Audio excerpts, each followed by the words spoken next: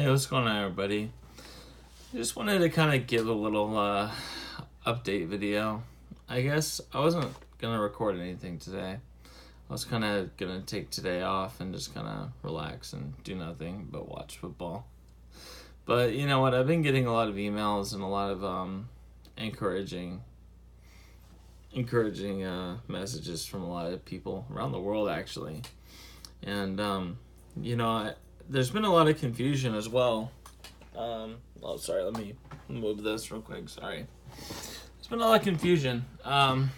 First and foremost, what is going on with me? First and foremost, I've got hypopituitarism. That's my diagnosis. That's what the doctors are telling me. And what that means is that, my pituitary gland is not functioning correctly for whatever reason. At first they thought that I had a tumor growing in my brain on my pituitary gland, and they thought that that either I had something growing on my pituitary gland that was causing my symptoms, or that something was growing in my brain and pressing on my pituitary gland that was causing my symptoms. Either case wasn't good, but thank God they did the MRI and found out that it wasn't true, and it was negative. And it was kind of funny, well, not funny, but kind of crazy that my doctor actually said that she was surprised that my MRI was negative. So I don't know what to say to that, because they don't know what's going on. They don't know what the issue is. All they know is most people go to the pharmacy to pick up regular medications and stuff. I go to the pharmacy to pick up freaking syringes and injections and crazy stuff that I have to do now, which is cool. I mean, there's a lot of worse things that I could be doing.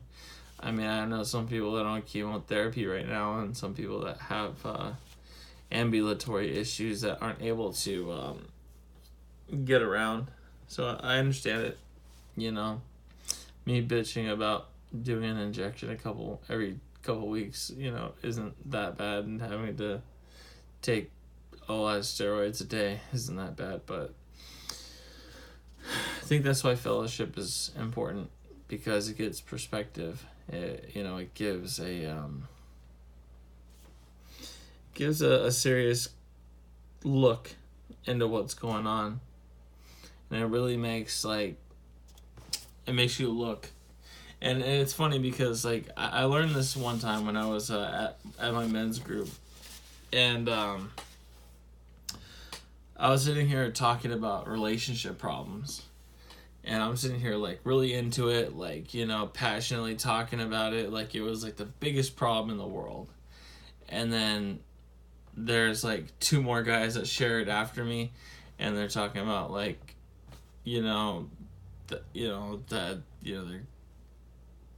granddaughter has leukemia and stuff like that. It's and I'm just thinking in my head, I'm gosh, he must think that I'm such a jerk, that I'm sitting here talking about my petty problems, and he's going through some real harsh stuff, and his family's going through some really harsh stuff, and I felt humbled at that moment, and the point is that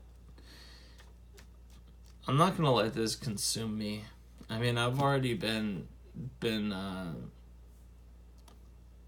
dealing with it now for about 2.5 months. It's just when I was working. Well, I had a work injury this year, and came back from my work injury at the end of August, and I was, firing on all cylinders. I was like, you know what, I'm a little fatigued, but you know what, I thought that was just because I hadn't been at work full steam in a while. I thought maybe the more and more I get into it, the more and more I'll feel better, the more stamina I'll develop, and so on and so forth. But it never seemed to be the case. And I just kept on having this feeling in the back of my mind like something was wrong. And so I was having pain right here in my chest. And I went to the doctor, told my doctor about it, and then they went to do an ultrasound. Well, ultrasound turned into mammogram. I kid you not. They actually did one on me, and sucked, whatever. But at the same time, it helped them realize, hey, something's going on with your hormones because you're growing tissue here, and you shouldn't be growing tissue there, and there's something wrong with your hormones. You have a gynecomastia, and there's something wrong. So, and I recently did a follow up with them, and they found out that this is getting worse. So, I don't know what to say to that, because I've been taking my testosterone and I've been taking my steroids. I don't know, but long story short, that's what got them down this path of hormones.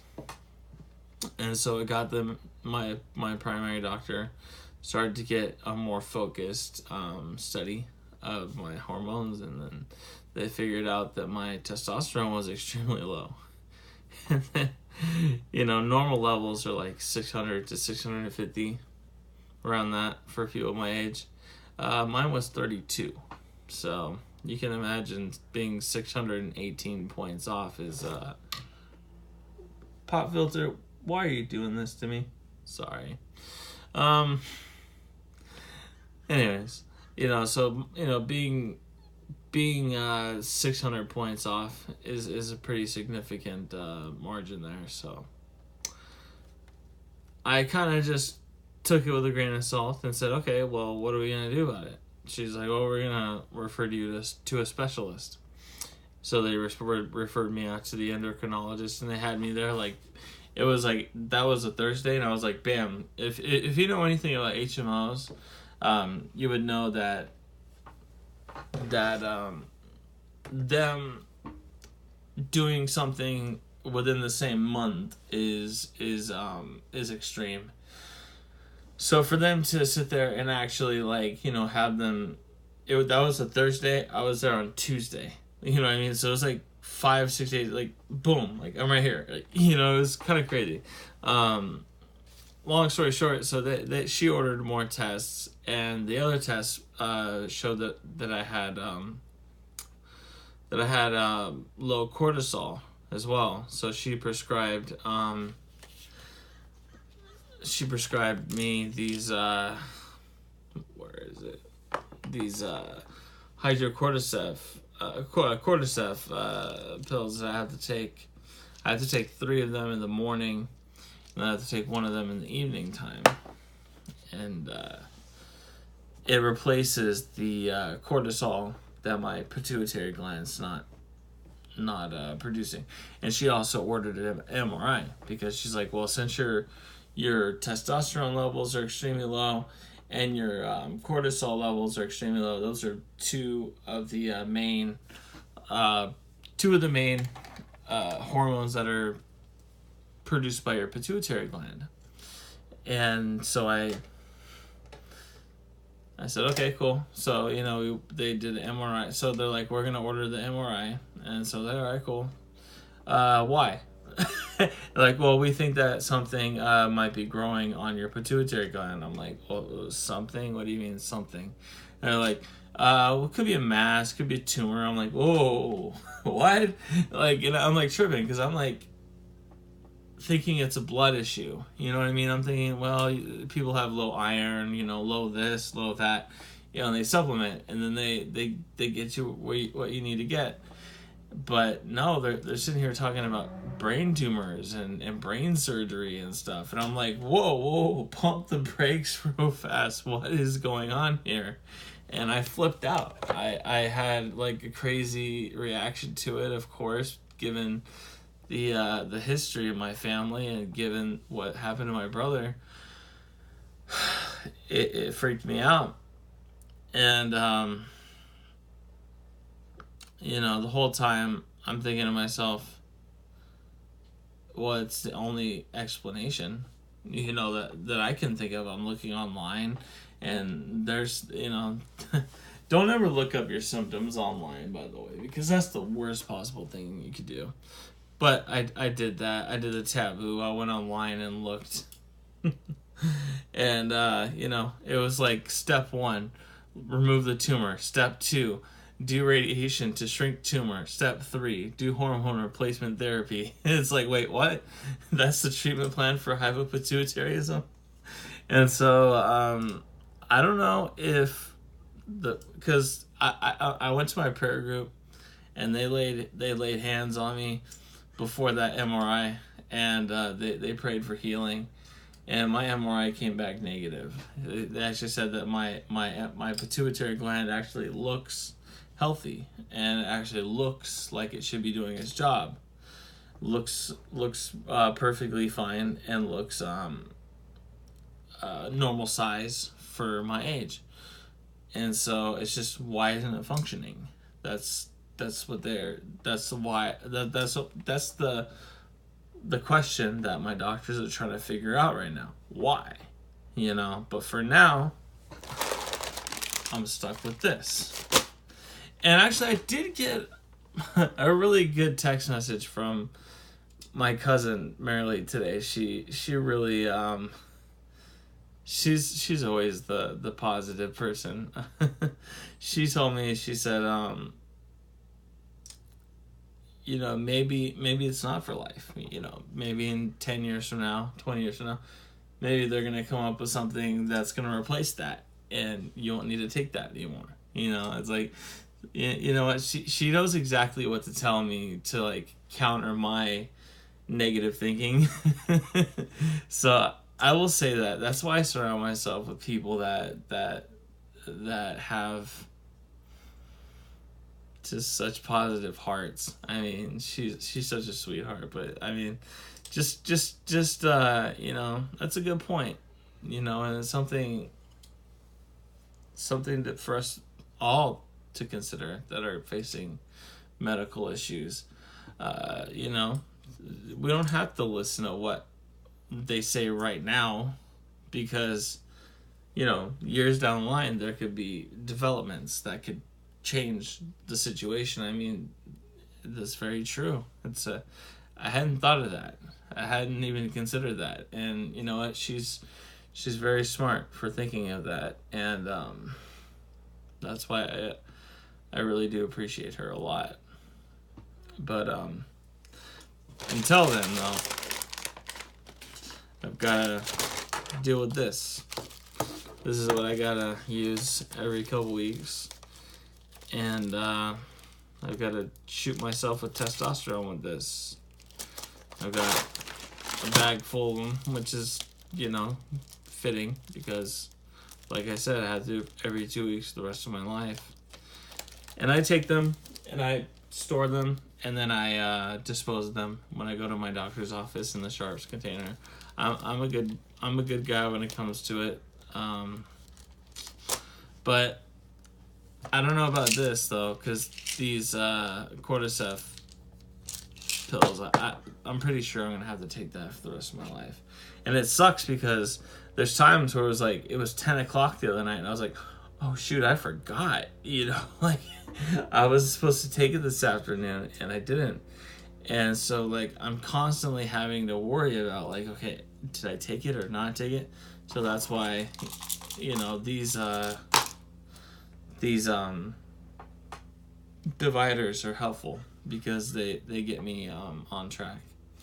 And I used to have this system where it was like, okay, I'll take my medication and then I'll turn it upside down, but then I'd wake up and look at it like a couple hours later, but is it upside down because I've already taken it, or have I not taken it? It's like it's the dumbest thing in the world. So no more of that. I gotta get a system to this. I've got to get a science to it. So the long and the short of it is that they don't know what's wrong with me. Like, they actually don't know. Like, they can describe my symptoms. They put on my temporary disability paperwork, the reason, why I'm messed up, and they put like the general like gist of what's going on, but they don't have like they have a diagnosis, which is hypopituitarism, but they don't know what's causing the hypopituitarism.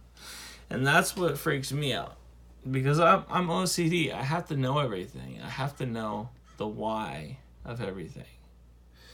And I guess sometimes you just have to let it go. Just trust God and just be like, you know what? Things will be okay. And that's where I want to end things right now. I feel like I've been talking about this condition for too long right now. But I just wanted to give everybody a good idea of what I'm facing and what I'm dealing with and stuff like that. And not sit there and be like, "Oh, feel bad for me" and stuff like that. I just want people to know. I'm actually proud of myself because I'm sitting here being active still. I'm still active. I'm still doing stuff. I'm still thinking big. I'm still... I'm not sure I understand. Okay, Siri.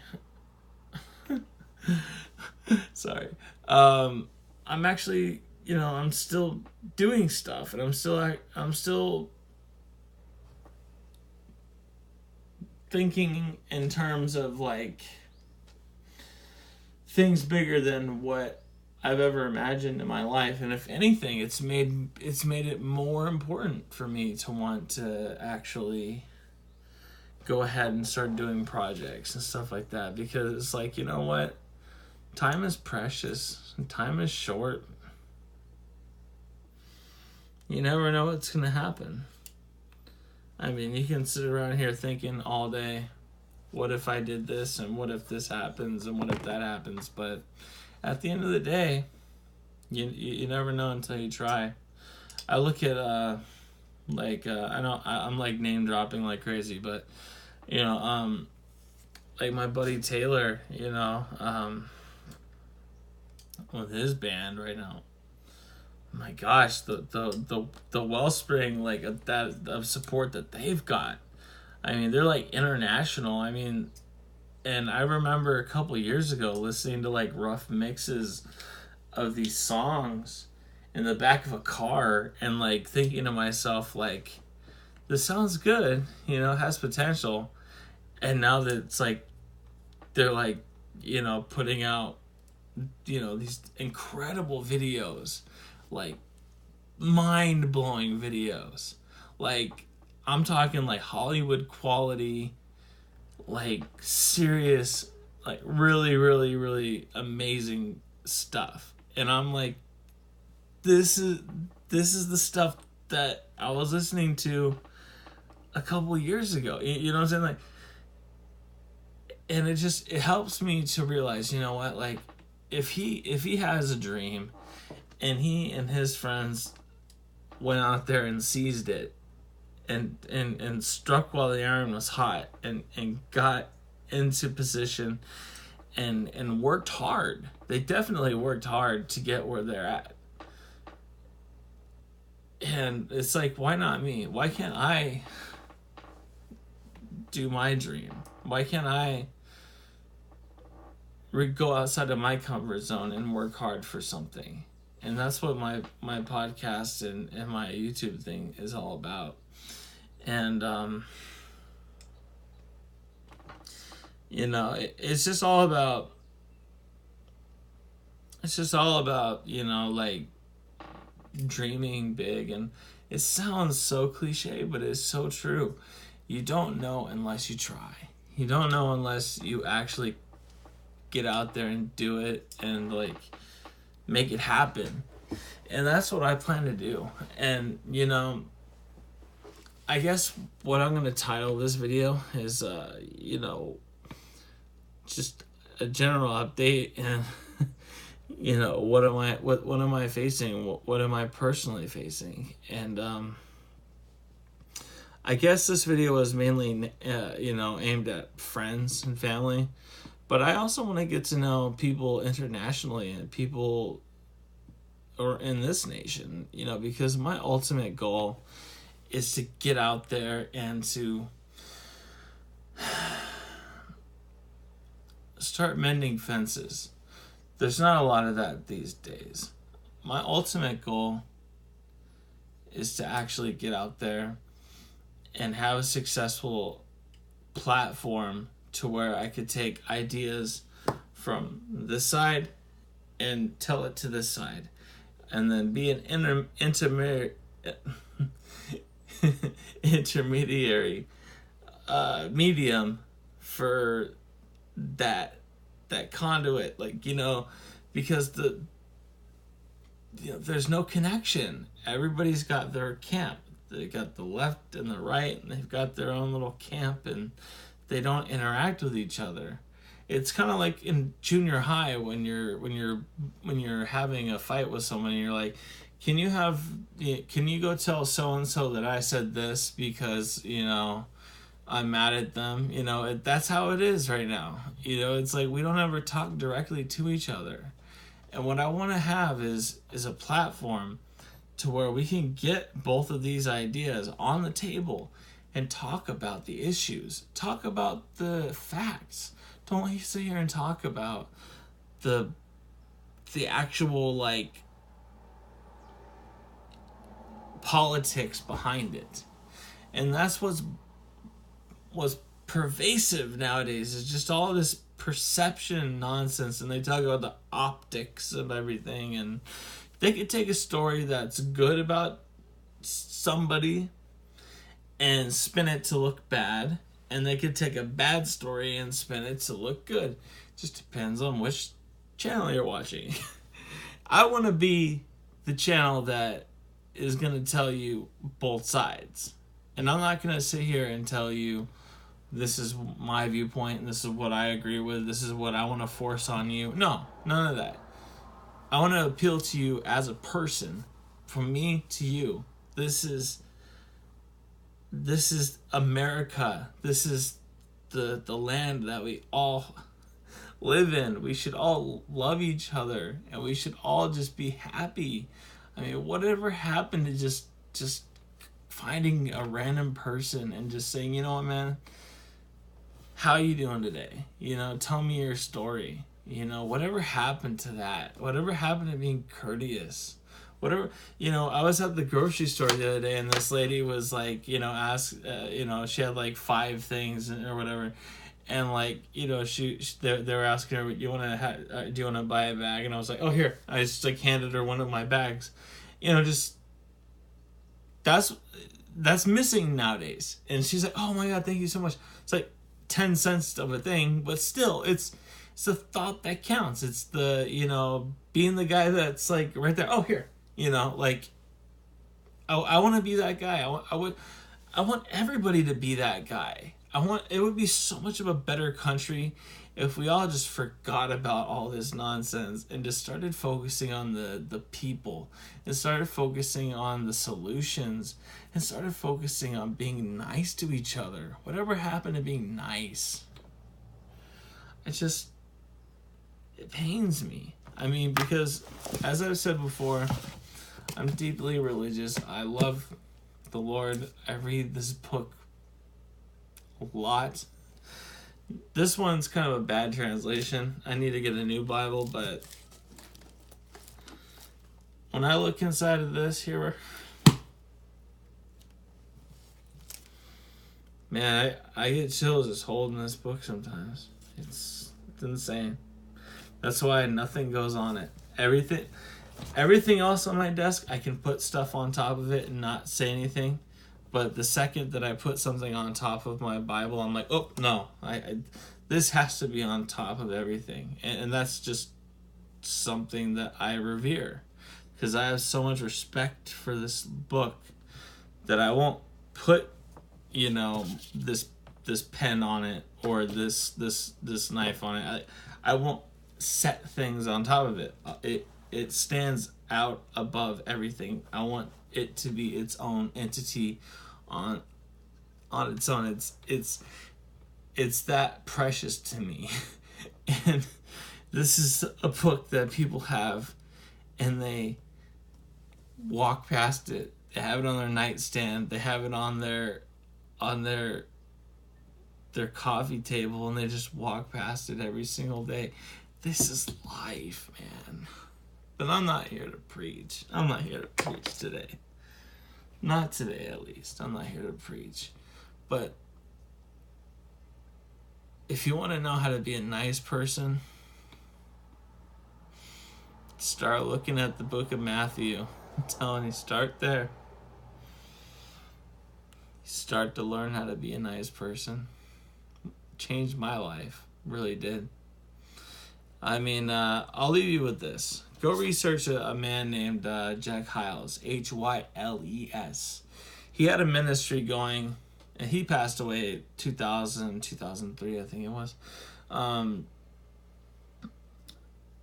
he had a ministry going for a long time. Go look up on YouTube. God is on his throne. And man, like when you hear him talk, he's a man that changed my life. He got me looking at the Bible a different way. Or when he was he has a sermon about what has not been proven. He talks about the story about David and Goliath, and about how David was a little shepherd boy, a little tiny kid walking up to the battlefield delivering meat and rations to the men.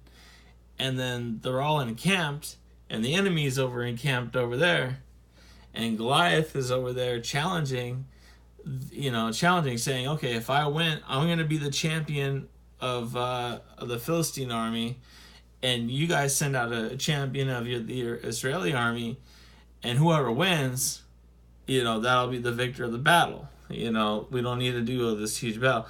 So they were encamped waiting for Goliath to get a champion to fight. And David comes up there and he's like, what's everybody standing around here for? Like, we've got the enemy right there. Like, this guy's over here talking all this mess. Like, what's going on? And, oh, well, he's just Goliath. He's challenged, the army and all that. I'm paraphrasing, of course. And then he talks to his brother, and his brother brings him to the king, and the king's like, this isn't a place for a boy. This is a battlefield. And he's like, well, who's gonna go out there and fight that uncircumcised Philistine over there? Who's gonna go fight him? And he's like, I'll go and do it. He's like, oh no, son. Again, paraphrasing in modern language, talking about, oh no, son, this isn't the place for you.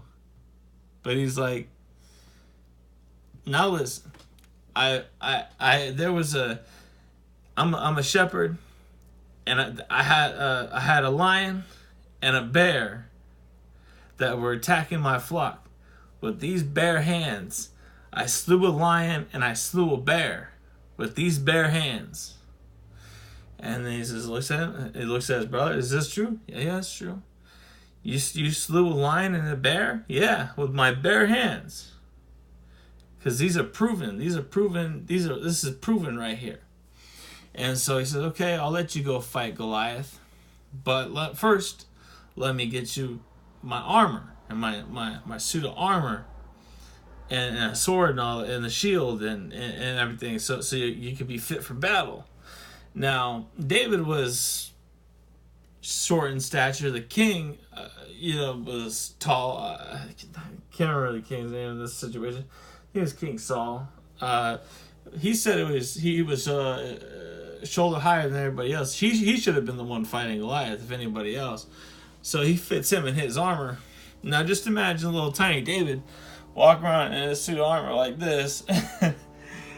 He probably waddled his way past over there, but he's sitting there talking about, like, now, I'm pretty sure this is a nice armor, and this is a nice shield, and this is a nice sword, but I didn't kill a lion with a sword and a shield. I didn't kill the lion with this armor on. This hasn't been proven. But you get me a couple stones out of this, I picked up a couple of stones out of this creek, and I'm pretty good with a slingshot. I'll go out there and take care of that Philistine. And I'll tell you what, that's what's been proven, And that's what I look at when I look at the Bible. I think of that sermon, and I think if we could build on our churches on all types of things, but this has been proven. And we all know what happened that day. We all know what happened when David came out there with his shepherd's staff and his pouch with his slingshot against a man with a javelin standing 9 feet 9 inches tall. And he came at him and said, What am I, a dog? Are you going to come at me with sticks? And David says, in the name of the Lord, I'm gonna chop off your head. Basically, he came out there, slingshot, boom, and then used Goliath's own sword to slice his head off. I mean, if that doesn't show the glory of God, I don't know what does. But that just proves it. Now, if David would have went out there with the sword and shield, he probably would have lost to Goliath because he wasn't used to fight. You have to be trained. Anybody who's ever been trained in combat would know that you have to be trained to use certain things and to fight in armor. And to fight with a shield and fight with a sword.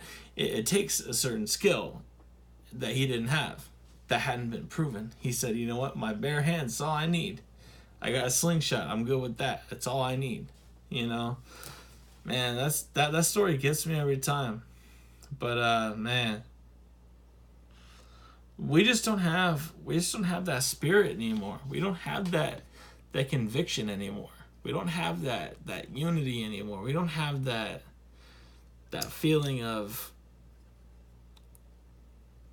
brethren. I mean, to be a nation divided.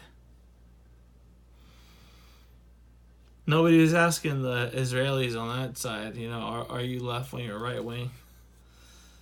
Nobody was asking David whose camp does he fight for. He knew who his God was. Yeah, it just trips me out, man. It trips me out, the fact that we're all so divided. How do we fix it? Where do we go from here? And that's what I want to know. Where do we go from here? Does one side just concede and say, you know what, we'll give you whatever you want? Or do we come together and say, you know what, you have your argument, we can come together and we can actually do this. And that's what I believe in my bones that we can actually do. I pray every day that we can come together as Americans, because if we don't, we're doomed. We're doomed. We're doomed to repeat the mistakes and the failures of our forefathers. I mean, we hear a lot of talk about irreparable damage that's going on in this country right now. And some people that want it so. They want this nation to fall. They want to replace it with socialism. They want to replace it with something that our forefathers did not give their lives for. My brothers and sisters, that flag right there, that does not stand for communism.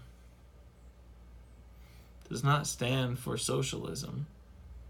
So if you hear somebody talk about democratic socialism,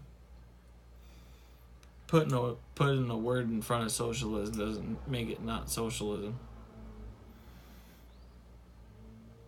We fought wars. People died to stop communism and to stop socialism. And they're rolling in their graves because letting kids being indoctrinated for free. They don't even have to work that hard for it anymore. They got these professors that are in these colleges teaching kids openly that socialism is the only way to fix America. No, my friend, we built the greatest. I'll tell you what, we built the greatest nation on the face of this earth on this book right here. We built the greatest navy. We built the greatest army. We built the greatest Air Force. We built the greatest arsenal. Might. I mean, we're the sole superpower. You know what a superpower means? That we could fight 2 conventional wars at the same time in 2 different hemispheres and still win. And still have reserves without a draft. That's what a superpower means. That China can't do that. Russia can't do that.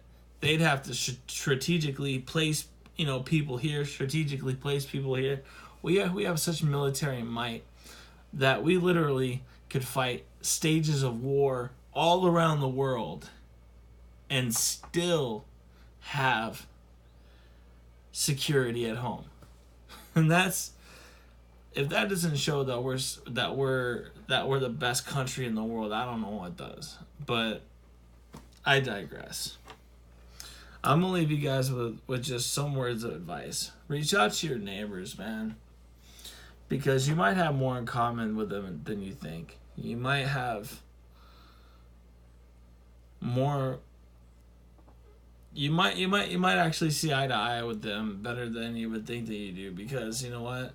We just have these walls that we put up, and we just shut each other out, and we stop talking. And once we stop talking, it's game over.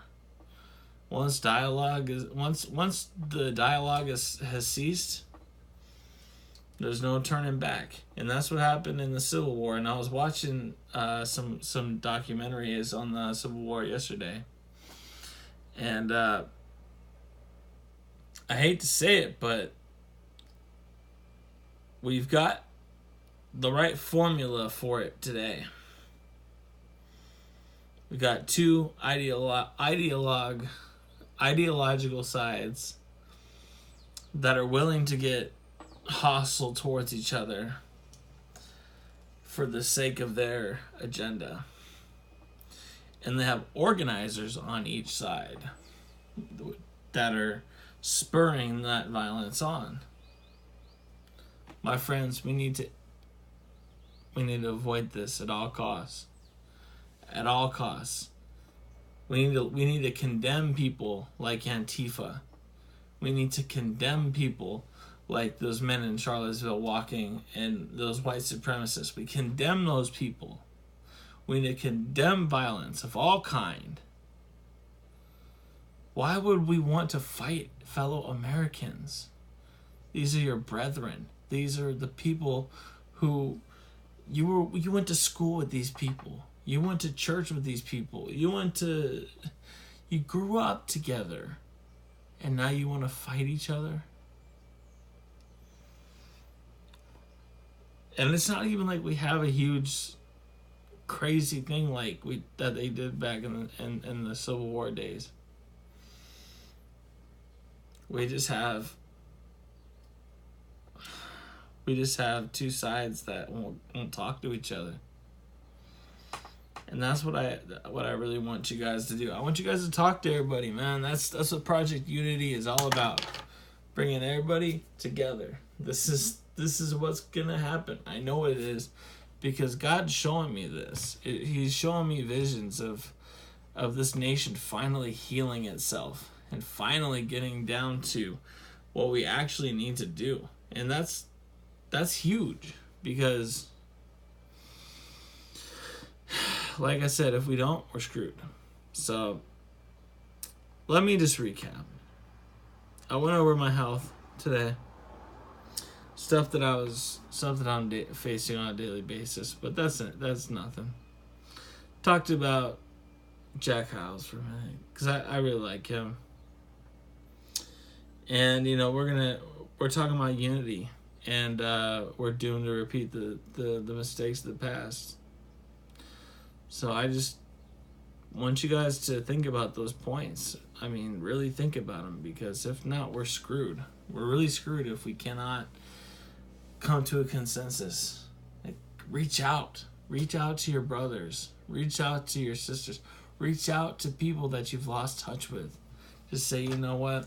I know we may be politically at odds, but I still love you and I still appreciate you. So, if we don't, then we just might be at that point of no return. We just might be at that point of just where we're shutting each other out. And I don't want to see that happen. I want to see unity. That's my deal. So anyways, in conclusion, I pray for everybody every single day. I pray for the world all the time. I pray that we all just get over this foolishness.